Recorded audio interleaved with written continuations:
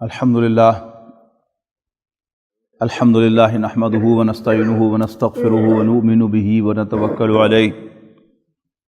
ونعوذ باللہ من شرور انفسنا ومن سیئات اعمالنا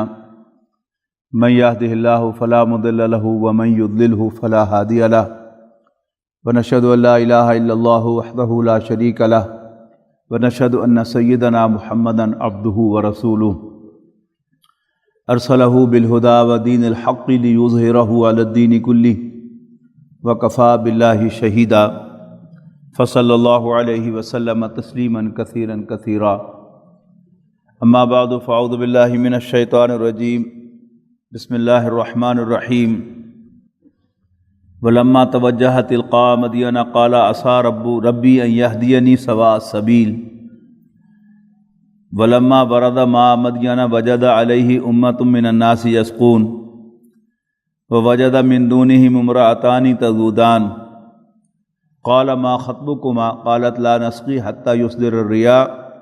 وابونا شیخ کبیر فسقى لهما ثم تولى الى الظل فقال ربی انی لما انزلت الی من خیر فقیر وقال عز وجل فلما قضى موسى الأجل وسار بأهله آنس من جانب الطور نارا قال لأهلهم كثوا إني آنست نارا لعلي آتيكم منها بخبر أو جذوة من النار لعلكم تصطلون فلما أتاها نودي من شاطئ الوادي الأيمن في البقعة المباركة من الشجرة أن يا موسى إني أنا الله رب العالمين وأن ألق عصاك فلما رآها تهتز كأنها جان ولى مدبرا ولم يعقب یا موسیٰ اقبل ولا تخف انک من الآمنین اسلک یدک فی جیبک تخرج بیضاء من غیر سوء واضمم الیک جناحک من الرہب فذلک برہانان من ربک الی فرعون وملئہ انہم کانوا قوما فاسقین۔ محترم بزرگوں، دوستوں، عزیزوں اور بھائیوں،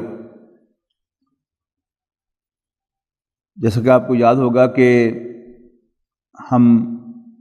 ان اجتماعات جمعہ میں حضرت عیسیٰ علیہ السلام کے بارے میں تفصیلاً بیان کر چکے ہیں، اور اب ہم حضرت موسیٰ علیہ السلام کی سوانح قرآن مجید میں سے پڑھنے کی کوشش کر رہے ہیں۔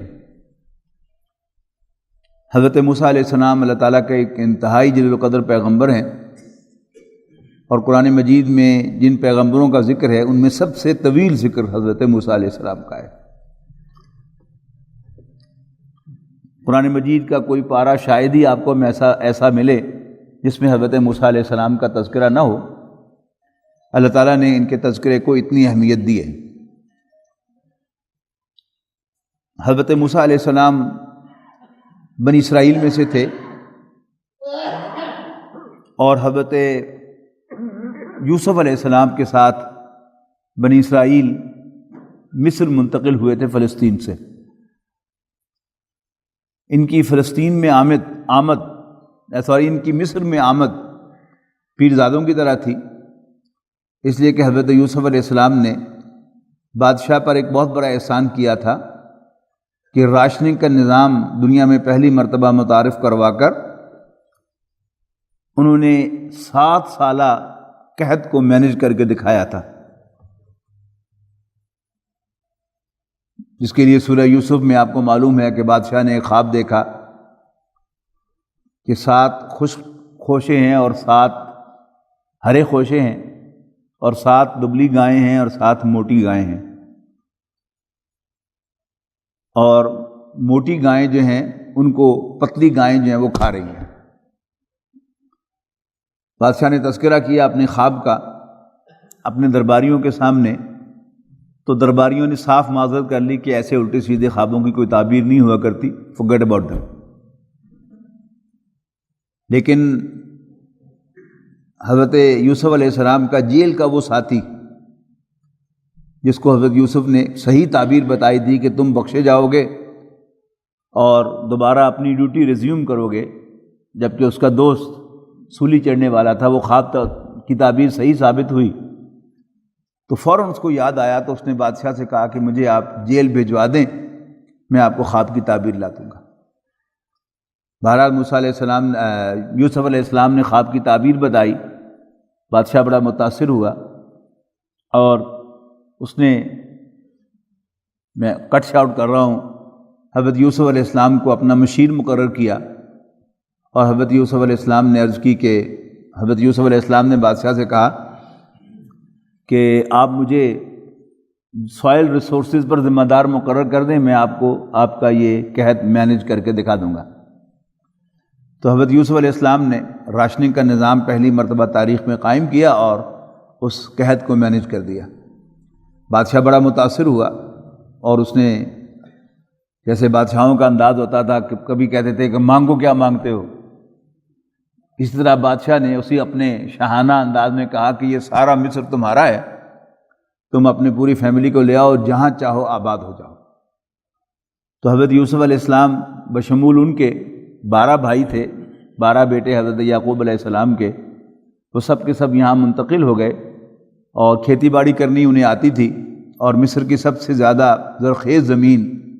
اس پر انہوں نے کھیتی باڑی شروع کر دی، گویا اس کو ان کی جاگیر کی حیثیت حاصل ہو گئی، اور انہوں نے وہاں خوب کھیتی باڑی بھی کی اور اپنی نسل کی افزائش بھی کی، یہاں تک کہ مصر والے جو مصر کے اندر ان کی تعداد لاکھوں میں ہو گئی، اور اب مصر کے جو اصل رہائشی تھے وہ انہیں طفیلی ٹریڈ کرنے لگے کہ یہ سارا ہمارا جو بہترین ریسورسز ہیں یہ ان کو کھا رہے ہیں۔ جیسے آج بھی آپ کو معلوم ہے کہ امریکہ ہو، برطانیہ ہو، یا دوسرے ممالک ہوں یورپین، تو ان میں ہمیشہ یہ بحث چلتی رہتی ہے کہ امیگریشنز کو کھولا جائے یا امیگریشنز کو بند کیا جائے۔ اصل مسئلہ کیا ہے کہ جب سے مغرب کے پاس پیسہ آ گیا، اب ان کا خود کام کرنے کو جی نہیں چاہتا، حالانکہ جو ان کے بڑے تھے انہوں نے بڑی محنت کی تھی، اور محنت کر کے ہی یہ سب کچھ بنایا تھا، لیکن اب ان کا کام کرنے کو جی نہیں چاہتا۔ اب ان کا جی چاہتا ہے کہ ہمارے پاس پیسے ہیں، ریسورسز ہیں، ہم دنیا جہان سے ملازم لے آئیں اور ان سے کام کروائیں۔ اب دوسری طرف ان کو خیال آتا ہے کہ یہ سارے امیگرینٹس جو ہیں وہ ہمارے وسائل پر آ کر قابض ہو گئے ہیں، اگر ان امیگرینٹس نکل جائیں یا اور امیگرینٹس ہم الاؤ نہ کریں تو ان سارے ریسورسز سے ہم فائدہ اٹھائیں گے۔ یہ ایک مسلسل بحث جو ہے وہ چلتی رہتی ہے۔ اگر آپ کو برطانیہ کے سیاسی نظام سے کوئی دلچسپی ہو تو اس میں یہ 2 اہم جو ان کی پارٹیاں ہیں، کنزرویٹو پارٹی اور لیبر پارٹی۔ کنزرویٹو پارٹی ہمیشہ پرو امیگرینٹس ہوتی ہے، اور لیبر پارٹی جو ہے ہمیشہ اینٹی امیگرینٹس ہوتی ہے، اور وہ ان کے خلاف ہوتی ہے۔ تو یہ بحث چلتی رہتی ہے، وہاں کے رہنے والے زیادہ جانتے ہیں، باقی جن لوگوں کو آنا جانا ہے ان کو بھی اس کی تھوڑی سی خبر ہے، اور جو لوگ ذرا انٹرنیشنل پالیٹکس میں دلچسپی رکھتے ہیں انہیں بھی اس کی خبر ہے۔ تو بالکل وہی فنومینن تھا وہ جہاں تھا، یہاں تک کہ بادشاہت ختم ہو گئی اس خاندان کی جنہوں نے بنی اسرائیل کو جاگیر عطا کی تھی اور ان کو وہاں پر آباد کیا تھا۔ جب دوسرا خاندان ان پار آیا تو اس نے پھر ان سب کو غلام بنا لیا اور ان سے بیگار لینا شروع کر دیا بنی اسرائیل سے۔ تو حضرت موسیٰ علیہ السلام جو ہیں یہ اس دور کے آدمی ہیں۔ تو سورۃ قصص میں جو حضرت موسیٰ علیہ السلام کا بیان ہے اس کا آغاز ہی اسی سے ہو رہا ہے کہ فرعون جو تھا وہ ایک بڑا جابر حکمران تھا، اور وہ اپنی قوم کو گروہوں میں تقسیم کر رہا تھا، کچھ کو کمزور کر رہا تھا اور کچھ کو طاقت دے رہا تھا۔ تو بنی اسرائیل اس گروہ میں سے تھے جس کو وہ کمزور کر رہا تھا اور ان سے بیگار لیتا تھا۔ لیکن بادشاہ کو ایک خواب آیا، یا اس کو کسی نجومی نے بتایا، بہرحال کسی سورس سے اس کو یہ اندازہ ہوا کہ بنی اسرائیل میں کوئی بچہ پیدا ہونے والا ہے جو اس کے تخت کے لیے خطرہ ہوگا، لہذا اس نے اہتمام کیا کہ بنی اسرائیل میں جو بچہ بھی پیدا ہو اس کو قتل کر دیا جائے۔ تو اس کے سپاہی جو تھے بنی اسرائیل کی بستی میں گھومتے پھرتے رہتے تھے، اور جہاں سے خبر ملتی تھی کسی بچے کی پیدائش کی، اس بچے کو چھین کر ماں کی گود سے اس کو قتل کر دیتے تھے، ذبح کر دیتے تھے۔ لیکن حضرت موسیٰ علیہ السلام کو اللہ تعالیٰ نے بچا کر رکھنا تھا، اور یہی اللہ تعالیٰ کا اصل میں وہ پیغام ہے قرآن مجید میں نبی اکرم صلی اللہ علیہ وسلم کے لیے بھی اور ہم سب کے لیے بھی، کہ جسے اللہ رکھے اسے کون چکھے۔ یہ دونوں جو واقعات ہیں، حضرت یوسف علیہ السلام کا واقعہ اور حضرت موسیٰ علیہ السلام کا واقعہ، یہ اولاً رسول اللہ صلی اللہ علیہ وسلم کے لیے ایک رہنمائی تھی کہ اللہ تعالیٰ جس کو عزت بخشنا چاہے اس کو کوئی زیر نہیں کر سکتا، اللہ تعالیٰ جس کو بچانا چاہے اس کو کوئی بال بیکا نہیں کر سکتا۔ دیکھو یوسف کے بھائیوں نے علیہ السلام حضرت یوسف علیہ السلام کو اپنے والد سے دور کرنے کی کوشش کی اور اپنے خیال میں انہیں دفع کر دیا، پھینک دیا، مگر ان لاتا۔ دیکھیں اللہ تعالیٰ کا بھی نظام دیکھیے کہ اللہ تعالیٰ نے ان کو بھکاری بنا کر یوسف علیہ السلام کے سامنے پیش کیا۔ اسی طرح فرعون نے موسیٰ علیہ السلام کو پیدا ہوتے ہی قتل کرنے کا پروگرام بنایا اور کتنے ہی بچے قتل کر دیے، لیکن اللہ تعالیٰ کا فیصلہ حضرت موسیٰ کی حفاظت کا تھا، تو موسیٰ کا کچھ بھی نہیں بگاڑ سکا، بلکہ اللہ تعالیٰ نے فرعون کے دربار میں موسیٰ علیہ السلام کی پرورش کروائی، اور پھر جیسا کہ ہم پچھلی دفعہ پڑھ چکے ہیں کہ والدہ ہی نے ان کو دودھ پلایا۔ اور میں نے عرض کیا تھا کہ یہ ماں کی کمزوریوں میں سے ایک کمزوری ہے کہ اگر کوئی ماں کسی خاص معاملے میں آیا بن کر پرورش کر رہی ہو تو یہ راز کبھی وہ اپنے پاس نہیں رکھ سکتی کہ میں تیری آیا ہی ہوں صرف، بلکہ ایک نہ ایک دن وہ بات جو ہے وہ اپنے بیٹے سے ضرور کہے گی کہ میں تیری آیا نہیں ہوں، میں تیری اصلی ماں ہوں۔ تو حضرت یوسف علیہ السلام کی والدہ نے بھی حضرت موسیٰ علیہ السلام پر یہ راز کھول ہی دیا، اور حضرت موسیٰ علیہ السلام کو فرعون میں کے گھر میں اس کے محل میں پرورش پاتے ہوئے یہ پورا اندازہ ہو گیا کہ میں اپنی دشمن قوم کے ہاں پرورش پا رہا ہوں، لیکن میں اسرائیلی ہوں۔ تو ایک مرتبہ حضرت موسیٰ علیہ السلام کسی ایسے وقت میں بازار میں آئے کہ جب سب لوگ سو رہے تھے،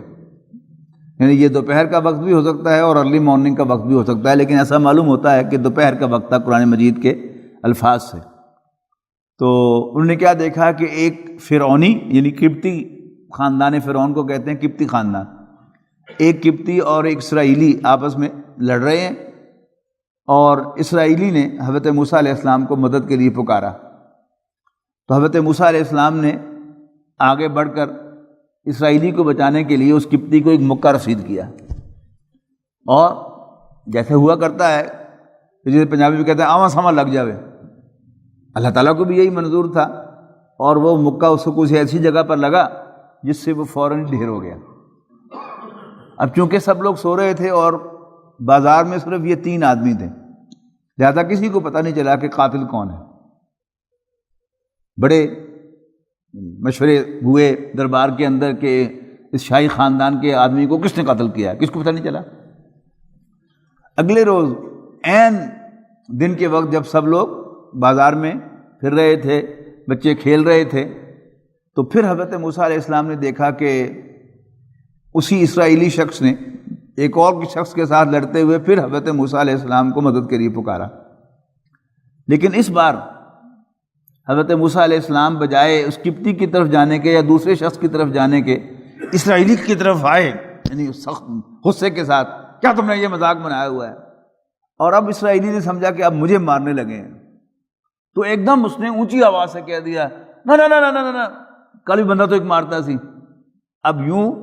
پورے شہر کو پتہ چل گیا کہ کل جو قتل ہوا تھا وہ موسیٰ نے کیا۔ اب گویا شاہی خاندان کو بھی خبر ہو گئی کہ ہمارا بندہ جو تھا وہ موسیٰ نے مارا تھا اور یہ اسرائیلی ہے۔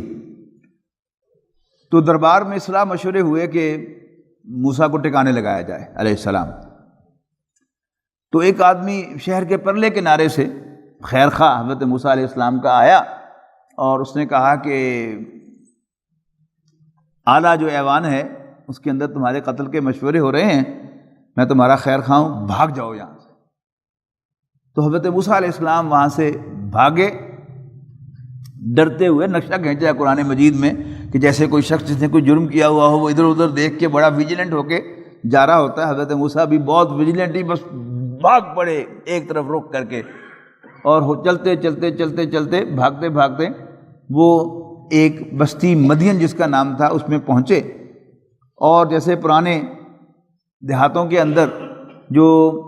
گاؤں کی سینٹرل پلیس ہے وہ کنواں ہوا کرتا تھا, وہی اس کی لائف لائن تھی, وہیں پر جانوروں کو پانی پلائے جاتے تھے, وہیں پر لوگ جو ہے وہ اپنے گھڑے اور برتن جو ہے وہ پینے والی پانی کے استعمال کے پانی کے بھرتے تھے, اور وہیں پر سارا ان کا مجمع ہوا کرتا تھا. تو حضرت موسیٰ علیہ السلام نے وہاں جا کر پانی وانی پیا اور ایک درخت کے نیچے ایک طرف ہو کر بیٹھ گئے اور اللہ تعالیٰ سے ایک عجیب دعا کی, ربی انی لما انزلت الی من خیر فقیر, کہ ربا جو کچھ بھی تو مجھ پر نازل کرے میں اس کا محتاج ہوں. اس سے پہلے انہوں نے دیکھا کہ چرواہے جو ہیں وہ اپنی اپنی بکریوں کو بھیڑوں کو لا کر پانی پلا رہے ہیں, لیکن دو لڑکیاں جو ہیں وہ اپنی جانوروں کو روکے رکھے کھڑی ہیں اور پانی نہیں پلا رہی. تو حضرت یوسف علیہ السلام نے حضرت موسیٰ علیہ السلام نے ان سے پوچھا کہ بھئی تمہارا کیا معاملہ ہے, تم پانی کیوں نہیں پلا رہی ہو؟ تو انہوں نے کہا کہ جی اصل میں جب تک یہ چرواہے نہیں چلے جائیں گے ہم ان کے اندر گھس کر پانی نہیں پلائیں گے. یعنی ہماری شرم و حیا کا تقاضا یہ ہے کہ ہم دھکم پیل کر کے اور مردوں کے اندر گھس کر اپنے جانوروں کو پانی نہیں پلائیں گی, ہم انتظار کر لیں گی لیکن یہ کام ہم نہیں کریں گے. اور ساتھ ہی وجہ بتائی, یعنی قرآن مجید نے اختصار سے کام لیا ہے. حضرت موسیٰ نے پوچھا ہوگا کہ تم کیوں آئی ہو, تمہارے گھر سے کوئی مرد کیوں نہیں پانی پلانے کے لیے آیا؟ تو انہوں نے کہا کہ ابونا شیخ کبیر, ہمارے ابا جان بہت بوڑھے ہیں لہذا ہمیں آنا پڑا ہے. تو حضرت موسیٰ علیہ السلام نے فوراً آگے بڑھ کر چرواہوں کو پڑے ہٹایا اور ان سے کہا کہ چلو تم پانی پلاؤ اپنی بکریوں کو اور پھر جاؤ گھر کو. اور پھر وہ ایک طرف ہو کر بیٹھے اور وہ دعا کی کہ ربی انی لما انزلت الی من خیر فقیر.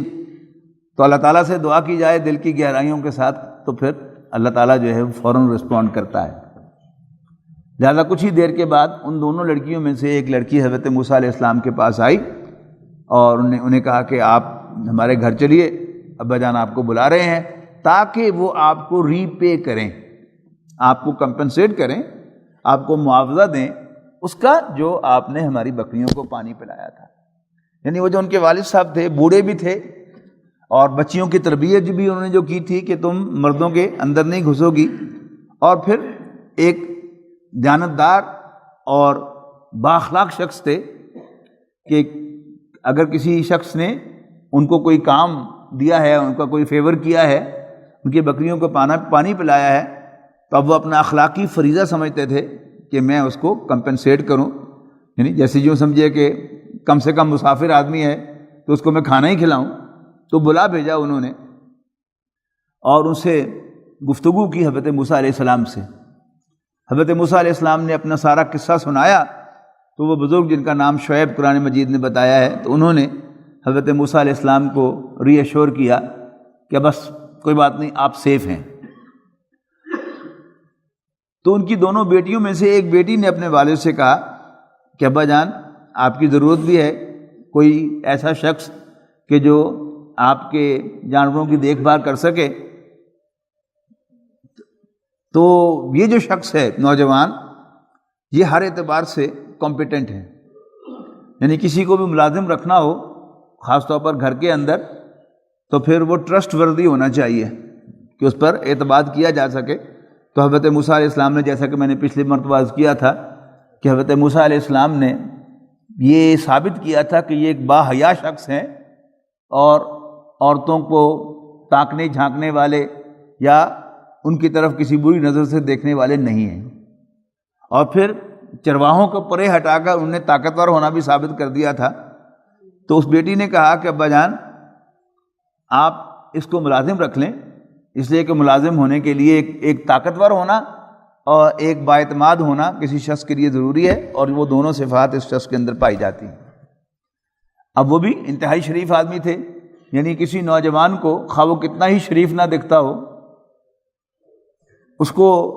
بلا وجہ گھر رکھنے کے لیے وہ تیار نہیں تھے، لہٰذا انہوں نے حضرت موسیٰ علیہ السلام کو جاب آفر کی اس کے اگینسٹ کہ میں اپنی دونوں بیٹیوں میں سے ایک تم سے بیاہ دیتا ہوں، لیکن شرط یہ ہے کہ تم 8 سال تک میری خدمت کرو گے، اور اگر تم 10 پورے کر دو تو یہ تمہارا بڑا احسان ہوگا۔ تو حضرت موسیٰ علیہ السلام نے ان سے کہا کہ ٹھیک ہے، میں اس کے لیے تیار ہوں، لیکن جب وہ 8 سال پورے ہو جائیں تو پھر مجھے فورس نہیں کیا جائے گا کہ میں 10 سال پورے کروں۔ میرا جی چاہے تو میں 8 سال کے بعد چلا جاؤں، 9 سال لگا لوں، 10 لگا لوں، 11 لگا لوں۔ تو یہ بات جب دونوں کے درمیان طے ہوئی تو انہوں نے کہا کہ ھذا واللہ علی ما نقول وکیل، کہ جو کچھ ہم کہہ رہے ہیں اللہ تعالیٰ اس پر نگہبان ہے۔ تو حضرت موسیٰ علیہ السلام نے وہ مدت پوری کی اور واپس چلے موسیٰ علیہ السلام مصر کی طرف۔ تو شدید سردی کا موسم تھا، بہت ٹھنڈی رات تھی اور اندھیری بھی تھی۔ حضرت موسیٰ علیہ السلام راستہ بھول گئے، اور یہ سب کچھ جو ہوتا ہے دنیا میں، یہ یاد رکھیے گا، یہ اللہ تعالیٰ کی پلاننگ سے ہوتا ہے۔ حضرت موسیٰ علیہ السلام راستہ بھولے نہیں، بھلائے گئے۔ حضرت یوسف علیہ السلام کنویں میں بھائیوں نے پھینکے نہیں، پھینکوائے اللہ تعالیٰ نے۔ اس کی ایک بڑی پلاننگ ہے اللہ تعالیٰ کی، جو کبھی ہماری سمجھ میں نہیں آ سکتی، لیکن اگر ہم یہ اپنی ایک روٹین بنائیں کہ جو بھی ہو ہم اسے من جانب اللہ سمجھیں، یعنی جب تک کوئی واقعہ پیش نہیں آیا ہم اپنی سمجھ بوجھ پوری لگائیں اور صحیح راستے پر چلنے کی کوشش کریں جو بھی ہمیں صحیح نظر آئے۔ لیکن جب کوئی واقعہ پیش ہو جائے تو اس پر لو نہ کہیں۔ یہ لو عربی زبان کا لفظ ہے، کاش۔ نبی اکرم صلی اللہ علیہ وسلم فرمایا کہ ان کلمۃ لو تفتح عمل الشیطان، کہ یہ جو کاش کا کلمہ ہے یہ شیطان کا دروازہ کھول دیتا ہے۔ کاش ایسا ہو جاتا، کاش یوں ہو جاتا، کاش ایسا نہ ہوتا۔ جب کوئی واقعہ پیش آ گیا تو یہ بات واضح ہو گئی کہ اللہ تعالیٰ کا فیصلہ یہی تھا اور یہی ہونا تھا۔ تو جتنی جلدی اور جتنا زیادہ ہم اللہ تعالیٰ کے ساتھ ہم آہنگی اختیار کر لیں گے اتنا ہی ہمیں سکون ملے گا۔ یعنی وہ جو مشہور آیت ہے کہ الا بذکر اللہ تطمئن القلوب، پہلے فرمایا کہ اللہ کے ذکر ہی سے دلوں کو سکون ملتا ہے۔ الا بذکر اللہ تطمئن القلوب، پہلے فرمایا کہ دل اللہ کی یاد ہی سے اطمینان پاتے ہیں، اور پھر فرمایا الا بذکر اللہ تطمئن القلوب، آگاہ ہو جاؤ، سن لو کہ اللہ کی یاد ہی سے دلوں کا سکون ہے۔ یہ سمجھ لیجئے کہ ایک ہے اللہ کو یاد کرنا، ایکٹ، اللہ اللہ کہنا، سبحان اللہ کہنا، الحمدللہ الحمدللہ کہنا، سبحان اللہ و بحمدہ سبحان اللہ العظیم کہنا، یہ سب کیا ہے؟ یہ ذکر کے ذرائع ہیں۔ اصل ذکر جو ہے وہ کیا ہے؟ انسان کا اپنے دل میں اللہ تعالیٰ کو حاضر کر لینا، استحضار اللہ فی القلب۔ جب دل میں اللہ تعالیٰ جو ہے وہ موجود ہوتا ہے تو پھر انسان کو اصل سکون ملتا ہے۔ اسی ایک مثال سے آپ لے لیں کہ آپ جو پلان کر رہے تھے وہ نہیں ہوا، اس کے خلاف ہو گیا، یا بظاہر احوال آپ کا کوئی نقصان ہو گیا۔ مالی نقصان بھی ہوتے رہتے ہیں انسان کی زندگی کے، اور جانی نقصان بھی ہوتے رہتے ہیں۔ یعنی سب سے بڑا جانی نقصان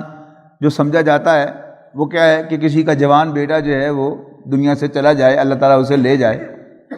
تو کہا جاتا ہے یا کسی کا والد کا انتقال ہو جائے، کسی کی والدہ کا انتقال ہو جائے جس کی کوئی ریپلیسمنٹ ہے ہی نہیں۔ بیٹا تو پھر بھی ریپلیس ہو سکتا ہے، لیکن ہمیں زیادہ دکھ جو ہے وہ جوان بیٹے کے جانے کا ہوتا ہے۔ بوڑھے والدین کے بارے میں تو ایک ہمارے ذہن میں ہوتا ہے کہ جلدی یا بدیر انہوں نے جانا ہی ہے، لیکن اپنے بچے کے اس دنیا سے چلے جانے کے لیے ہم تیار نہیں ہوتے، زیادہ اس کا صدمہ جو ہے بہت زیادہ ہوتا ہے۔ اور کوئی واقعہ پیش آتا ہے جس کے نتیجے میں بچہ جو ہے وہ اس دنیا سے چلا جاتا ہے، اللہ تعالیٰ اسے لے جاتا ہے، کوئی حادثہ ہو جاتا ہے، کوئی اس کو ٹھنڈ لگ جاتی ہے، لو لگ جاتی ہے، یہ سارے امکانات ہیں نا۔ تو انسان اس میں سوچنے لگ جائے گا اگر کیوں ہو، کاش کہ اس کے پاس موٹر سائیکل ہوتی ہی نہ، اس کی موٹر سائیکل خراب ہو گئی ہوتی، کاش وہ بیمار ہو گیا ہوتا، اور ٹھنڈ لگ گئی ہے، اوہو کاش کہ میں نے اس کو یعنی بغیر گرم کپڑے پہنے ہوئے جانے ہی نہ دیتا، لو لگ گئی ہے تو کاش میں اس کو دھوپ میں بغیر سر ڈھانپے ہوئے جانے ہی نہ دیتا۔ یہ سب کاش ہیں، ان سب کا ایک الٹ ہے، وہ کیا ہے؟ انا للہ و انا الیہ راجعون، ہم سب اللہ کے ہیں، اللہ تعالیٰ ہی کی طرف سے آئے ہیں، اور انا الیہ راجعون، اور بے شک ہم اسی کی طرف لوٹ کے جانے والے ہیں۔ صرف اتنا آپ دل میں لے آئیں کہ ہم سب اللہ کے ہیں، اللہ تعالیٰ ہی کی طرف لوٹ کے جانے والے ہیں، تو ایک دم انسان کو سکون مل جاتا ہے۔ تو بڑے بڑے واقعات بھی اور چھوٹے چھوٹے واقعات بھی، ان کے بارے میں صرف ہماری سوچ بدل جائے کہ یہ حادثاتی طور پر ہو رہے ہیں یا اللہ تعالیٰ یہ سب کچھ کروا رہا ہے، تو اس سے زمین و آسمان کا فرق واقع ہوتا ہے۔ تو حضرت موسیٰ علیہ السلام کو یہ ساری جو ان کی کہانی ہے، یہ اس میں کوئی ایکسیڈنٹ نہیں تھا۔ اب اس کو دوسرے اعتبار سے پڑھیں کہ اللہ تعالیٰ کا یہ فیصلہ تھا کہ میں موسیٰ کو فرعون کے محل میں پروان چڑھا لیا۔ اب اللہ تعالیٰ حضرت موسیٰ اور فرعون کو ڈسوسیٹ کرنا چاہتا تھا، لہذا حضرت موسیٰ علیہ السلام سے ایسا مکہ مروایا اس قبطی کو کہ اس کی جان نکل گئی۔ پھر پہلے اس کو سیکرٹ رکھا، اگلے ہی دن جو ہے وہ اس کو اوپن بھی کرا دیا۔ حادثہ تو نہیں ہوا، یہ اللہ تعالیٰ کا فیصلہ ہے۔ اللہ تعالیٰ حضرت موسیٰ علیہ السلام کو لے کے جانا چاہتا تھا مدین پہنچا دیا، اور 8 سال ان سے بھیڑ بکریاں چروائیں اللہ تعالیٰ نے۔ اور بخاری شریف کی ایک حدیث ہے جس میں نبی اکرم صلی اللہ علیہ وسلم نے ارشاد فرمایا کہ اللہ تعالیٰ کے ہر نبی نے بھیڑ بکریاں ضرور چرائی ہیں، اور دیکھو میں نے بھی فلاں قبیلے کے جانور بہت معمولی معاوضے سے چرائے تھے۔ تو یہ فطرت کا مشاہدہ جو ہے، یعنی ایک شخص جو ہے وہ اوپن ایئر میں بھیڑ بکریاں چرا رہا ہے، آسمان پہ نظر پڑ رہی ہے، زمین کو دیکھ رہا ہے، ہواؤں کے چلتے دیکھ رہا ہے، ہواؤں کے رخ جو ہے ان کو پہچان رہا ہے، جو ہر وقت باہر اوپن ایئر میں پھرتا ہے، تو آپ خود اندازہ لگائیے کہ اس کو موسم کا اندازہ ہوتا ہوگا کہ نہیں۔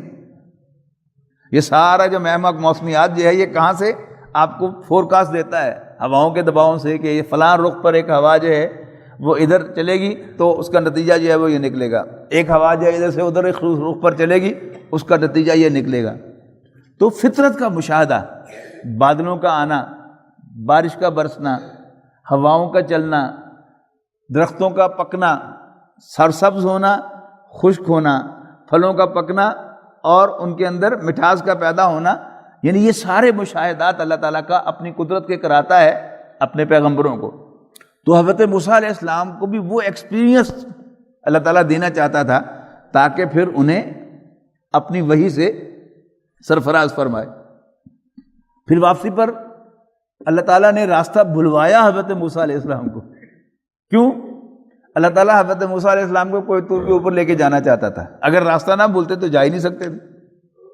تو راستہ بھولے، ٹھنڈ لگی تو اپنی اہلیہ سے یہ کہہ کر گئے کہ وہ اوپر مجھے کچھ روشنی نظر آ رہی ہے، اور ایسا معلوم ہوتا ہے کچھ لوگ سیک رہے ہیں بیٹھے ہوئے، تم یہاں بیٹھو، میں تمہارے لیے کوئی انگارہ بھی لے کے آتا ہوں اور راستہ بھی پوچھ کے آتا ہوں۔ اب اوپر پہنچے تو اللہ تعالیٰ نے خطاب فرمایا کہ جوتے اتار دو، تم ایک پاک وادی میں ہو اور میں تیرا رب اللہ ہوں، ٹھیک ہے نا؟ اور پھر پوچھا کہ تمہارے ہاتھ میں کیا ہے؟ دائنے ہاتھ میں۔ حضرت موسیٰ علیہ السلام نے فرمایا کہ میرا عصا ہے، میں اس پر سہارا لیتا ہوں، میں اس پر بکریوں کے پتے جھاڑتا ہوں، اس کے ذریعے سے بکریوں پر پتے جھاڑتا ہوں، اور میرے اور بھی بہت سے کام ہیں۔ تو اللہ تعالیٰ نے کہا کہ اس کو پھینک دو پھر زمین پر۔ تو اللہ تعالیٰ کے حکم کی تعمیل کرتے ہوئے عصا زمین پر پھینکا تو اژدہا بن گیا، بہت بڑا سانپ بن گیا، اور ایسے پھن اٹھا کے کھڑا ہو گیا۔ تو حضرت موسیٰ علیہ السلام ایک دم ڈر گئے۔ تو اللہ تعالیٰ نے فرمایا ڈرو نہیں، میرے پیغمبر ڈرا نہیں کرتے، پکڑ لو اس کو۔ حضرت موسیٰ علیہ السلام نے سانپ کو پکڑا، پھر اژدہا بن گیا۔ کہا کہ ذرا اپنا ہاتھ اپنے گریبان میں سے بغل میں لے کے جاؤ، لے گئے، نکالا تو بالکل سفید تھا۔ تو کہا اچھا یہ دو میری نشانیاں ہیں کہ تم میرے پیغمبر ہو، میرے رسول ہو، میرے بھیجے ہوئے ہو، جاؤ فرعون کے پاس۔ اب فرعون کو وہ جانتے تھے اچھی طرح سے، لیکن ان 8 سالوں کے اندر 10 سالوں کے اندر وہ فرعون کے جس نے حضرت موسیٰ علیہ السلام کو پالا تھا وہ فوت ہو چکا تھا۔ اب اس کا بیٹا جو بعد میں پیدا ہوا حضرت موسیٰ علیہ السلام کو اڈاپٹ کرنے کے بعد، اب وہ بادشاہ تھا۔ کہا کہ اذهب الى فرعون انه طغى، جاؤ فرعون کے پاس، وہ سرکشی پر اتر آیا ہے، اور اس سے کہو کہ بنی اسرائیل کو آزاد کر دیں۔ یعنی یہ بڑا عجیب مشن ہے جو حضرت موسیٰ علیہ السلام کو سونپا گیا۔ عام طور پر جب ہمارے ذہن میں کسی اللہ کے رسول کا خیال آتا ہے، نبی کا خیال آتا ہے، تو ہمارے ذہن میں نماز روزے کا خیال آتا ہے، تعارف کا خیال آتا ہے کہ اللہ تعالیٰ کا تعارف کروائے گا رسول جا کے، اور پھر کہے گا کہ بس اللہ اللہ کیا کرو، زیادہ سے زیادہ یہ ہے کہ انسانوں کی خدمت کیا کرو۔ لیکن حضرت موسیٰ علیہ السلام کو پہلے ہی روز سے جو مشن سونپا گیا تھا وہ مشن یہ تھا کہ جاؤ فرعون کے پاس اور اسے اللہ سے ڈراؤ، تعارف کرواؤ کہ تم میرے بھیجے ہوئے پیغمبر ہو، میرے نمائندے ہو، اور اسے کہو کہ ارسل معنا بنی اسرائیل کو ہمارے ساتھ بھیج دو۔ تو حضرت موسیٰ علیہ السلام نے عرض کی کہ میں ان کا مجرم ہوں، میں نے ان کا ایک بندہ قتل کیا ہوا ہے، مجھے تو دیکھتے ہی مار دیں گے، میں وہاں دربار تک پہنچ ہی نہیں سکوں گا، تو میرے بھائی ہارون کو بھی ذرا میرا ساتھی بنا کر آپ اس پر بھی وہی بھیج دیں، اس کو بھی رسول بنا دیں، تو پھر ہم دونوں جائیں گے آپ کے حکم کی تعمیل کرنے کے لیے۔ تو اللہ تعالیٰ نے کہا کہ جاؤ، تمہیں جو تم نے مانگا ہے وہ دیا جاتا ہے، اور میں نے تم پر پہلے بھی ایک احسان کیا تھا جب تمہاری والدہ کو وحی کی تھی کہ تم اس کو صندوق میں ڈال دو، اور پھر وہ پچھلی کہانی سورہ طٰہٰ میں یہ انداز اختیار کیا گیا ہے، لیکن سورہ قصص میں پوری کہانی سنائی گئی ہے۔ تو حضرت موسیٰ اور حضرت ہارون دونوں سیدھے فرعون کے دربار میں پہنچے، اور جاتے ہی اپنا تعارف کرایا کہ انا رسول ربک، ہم دونوں تیرے رب کی طرف سے بھیجے ہوئے ہیں۔ مکہ مکرمہ میں رسول اللہ صلی اللہ علیہ وسلم پر جب وحی کا آغاز ہوا تو پہلی وحی تھی اقرأ بسم ربک الذی خلق، پڑھ اپنے اس رب کے نام سے جس نے پیدا کیا۔ اب رب کا لفظ عربی زبان میں اللہ تعالیٰ کے لیے نہیں بنا تھا، یہ غلاموں کے آقاؤں کے لیے بنا تھا۔ آج بھی آپ کسی عرب ملک میں جائیں اور کوئی مکان کرائے پر لیں تو مالک مکان کو کیا کہیں گے؟ رب الدار، دار کے معنی گھر اور رب کے معنی مالک، مالک مکان۔ اب اللہ تعالیٰ کو عرب لوگ جانتے تھے پہلے سے، خالق مانتے تھے توحید کے ساتھ، رازق مانتے تھے، نفع و نقصان کا مالک مانتے تھے، کاموں کا بنانے والا مانتے تھے، لیکن اللہ تعالیٰ کو رب نہیں مانتے تھے۔ تو سارا کا سارا ہنگامہ جو ہے وہ یہاں سے شروع ہوا کہ قرآن مجید کی پہلی آیت میں اللہ تعالیٰ نے اپنا تعارف کروا دیا کہ میں تمہارا رب ہوں۔ اقرأ بسم ربک الذی خلق، پڑھ اپنے اس رب کے نام سے جس نے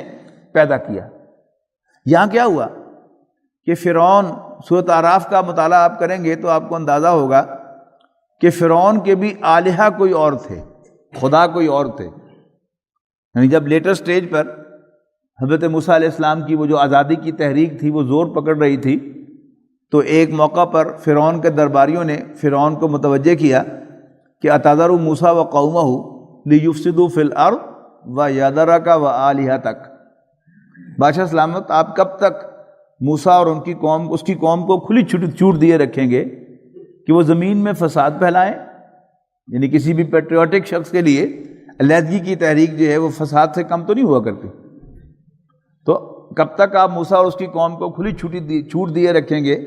کہ وہ زمین میں فساد برپا کریں اور آپ کو اور آپ کے خداؤں کو نظر انداز کر دیں؟ تو معلوم ہوا کہ فرعون کے بھی الہہ، فرعون کے بھی گاڈز کوئی اور تھے، لیکن فرعون خود دعوے دار تھا انا ربکم الاعلی ہونے کا، میں تمہارا سب سے بڑا لارڈ، سب سے بڑا آقا ہوں۔ تو یہ ایک بہت بڑی بات تھی جو موسیٰ علیہ السلام نے جاتے ہی کہہ دی، انا رسول ربک، ہم تیرے رب کی طرف سے بھیجے ہوئے۔ تو جیسے امیہ بن خلف جس کے غلام تھے حضرت بلال رضی اللہ تعالیٰ عنہ، اس کے تن بدن میں آگ لگی کہ یہ کیا کہہ رہے ہو تم کہ میں تیرا رب نہیں ہوں؟ ہوئے اسی طرح فرعون کے تن بدن میں آگ لگی ہوگی، لیکن فرعون پہلی ہی نظر میں پہچان گیا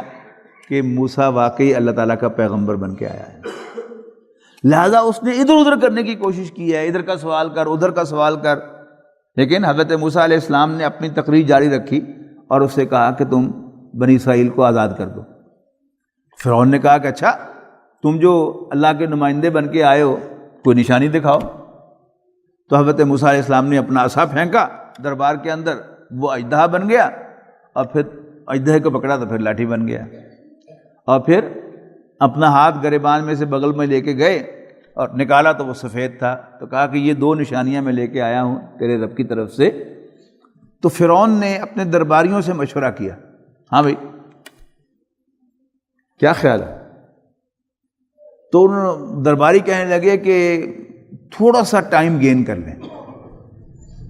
یہ سارا جو ایڈمنسٹریشن پڑھائی جاتی ہے نا ہمارے آفیسرز کو سول سروس اکیڈمی کی طرف، یہ ساری استادیاں جو ہیں وہاں پڑھائی جاتی ہیں کہ کیا موقع ہو تو پھر کیا کرنا ہے۔ ہمارے ایک نوجوان دوست تھے، MBBS کر رہے تھے، تو CSS کا امتحان دیا، سلیکٹ ہو گئے، تو MBBS راستے میں چھوڑ کر وہ بیوروکریٹ بن گئے۔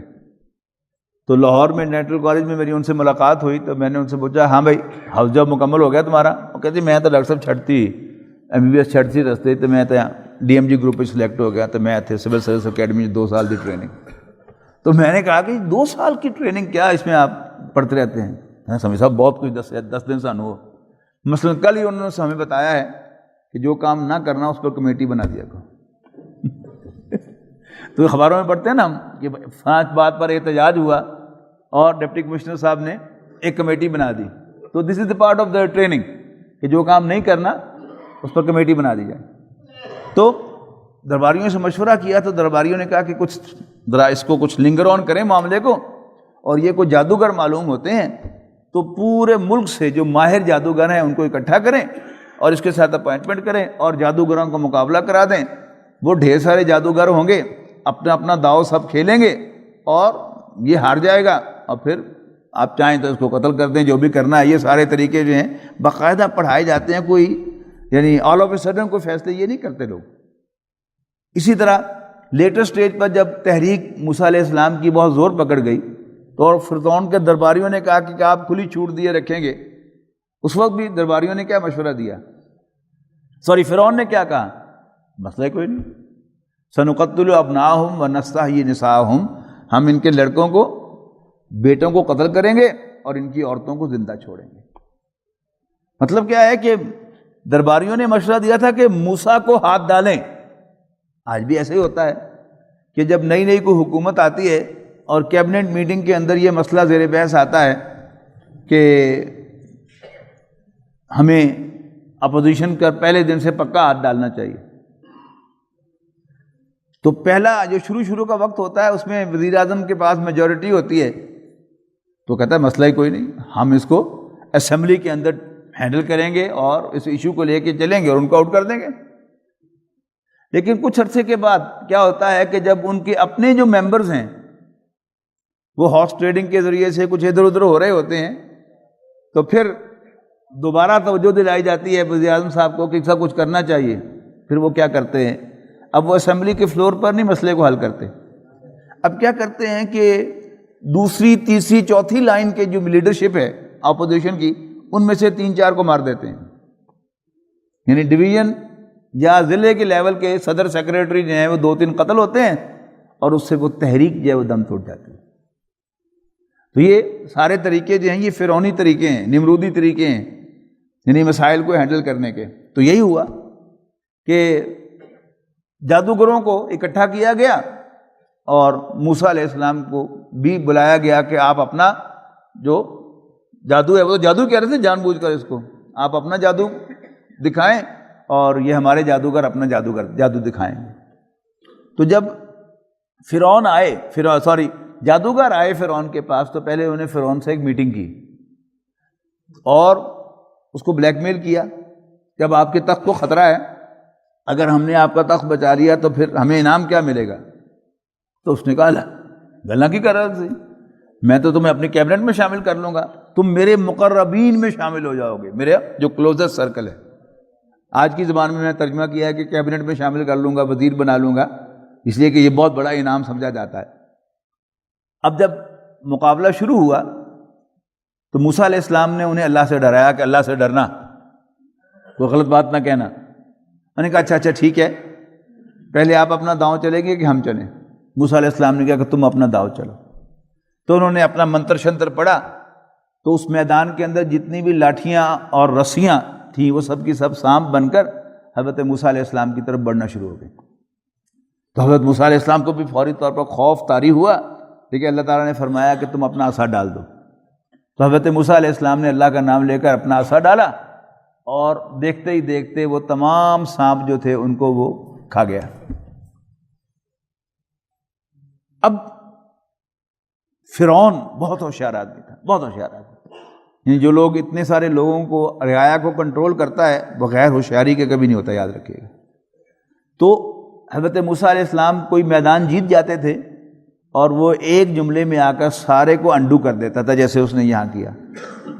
ایک دم اس نے ایک پیترا بدلا، اب ساری پبلک دیکھ رہی ہے، تو پبلک نے یہ سمجھا نا کہ موسیٰ از رائٹ، اور یہ فرعون کے جادوگر جو تھے وہ ہار گئے۔ لیکن فرعون نے ایک دم ایک جملہ بولا، بہت تڑا پلا جائے، یہ تو تم نے نورا کشتی کی ہے۔ یہ تو فرعون اپنے جادوگروں سے اس نے کہا، کوئی یہ فرعون تو تمہارا بڑا گرو تھا جس سے تم نے جادو سیکھا تھا، اور تمہیں جرت کیسے ہوئی کہ تم نے میرے دربار میں میرے سامنے آ کر نورا کشتی کی؟ اب کھیل کے میدان میں آپ کو معلوم ہے کہ جب بھی یہ امپریشن کریٹ کیا جائے کہ میچ فکس تھا، تو پھر ہار پر غصہ آتا ہے اور جیت کا مزہ کرکرا ہو جاتا ہے۔ وہی ہوا، یعنی ایک دم اس نے سارا جو پبلک اوپینین تھا اس کو ادھر سے ادھر کر دیا، او اچھا یہ تو فکس گیم تھی۔ اور پھر اس نے جادوگروں کو سخت سزا دی کہ تمہیں جرت کیسے ہوئی کہ تم نے میرے سامنے آ کر موسیٰ اور ہارون پر ایمان لائے، میں تمہیں سخت ترین سزا دوں گا، اور دی۔ ان کے ہاتھ اور پاؤں مخالف سمتوں سے کاٹے، یہ بڑی سخت سزا ہے۔ ایک ہاتھ کسی کا کٹ جائے تو وہ گزارا دوسرے ہاتھ سے چلا لیتا ہے، ایک ٹانگ کٹ جائے تو وہ کوئی سہارا لے کر دوسری ایک ٹانگ پر چل سکتا ہے، دونوں طرف ایک ہی طرف کے ہاتھ اور پاؤں کٹ جائیں، ضائع ہو جائیں، تو وہ دوسری سمت پر لیٹ کر زمین پر گھسٹ سکتا ہے۔ لیکن ذرا تصور کیجیے، اگر کسی شخص کا دائیں طرف کا بازو اور بائیں طرف کی ٹانگ کاٹ دی جائے تو وہ زمین پر گھسٹ بھی نہیں سکتا۔ تو یہ بڑی سخت سزا تھی، یہ سزا دی، اور پھر کچھ دن تک انہیں اس سزا میں رکھ کر پھر انہیں سولیاں دی۔ لیکن وہ پکے رہے، انہوں نے کہا جو مرضی کر لو، ہم اپنے رب کی نشانی دیکھ چکے ہیں، اور ہم موسیٰ کے رب پر ایمان لا چکے ہیں، ہم اس سے لوٹنے والے نہیں ہیں۔ یہاں بھی فرعون ہار گیا، لیکن وہ جو اس کا مقصد تھا وہ تو پورا نہ ہوا، اگرچہ اس نے پبلک اوپینین کو پھر جو ہے وہ اپنے ساتھ ملا لیا۔ اور اس سیاست کے اندر آپ یہ دیکھتے رہتے ہیں کہ جو شاطر سیاستدان ہے وہ ہر موقع پر کوئی ایک ایسا سٹانس بناتا ہے کہ جس سے جو اس کی اپوزیشن ہے اس کی ساری کی کرائی جو ہے وہ صفر ہو جاتی ہے۔ تو فرعون بڑا ہوشیار آدمی تھا، وہ پوری اس کہانی میں آپ کو اس کا جو شاطرانہ انداز ہے وہ بڑا نمایاں طور پر نظر آئے گا۔ پھر اس نے اس موقع پر بھی حضرت موسیٰ علیہ السلام کی جو جیت تھی اس کو نورا کشتی بنا کر اس کا سارا اثر جو تھا وہ ظاہر کر دیا۔ اسی پر اکتفا کرتے ہیں، انشاءاللہ اس بات کو پھر آگے چلائیں گے، زندگی رہی تو۔ آخر دعوانا الحمدللہ رب العالمین۔ خليل بالقرآن هو إمامنا على هداية الله آمين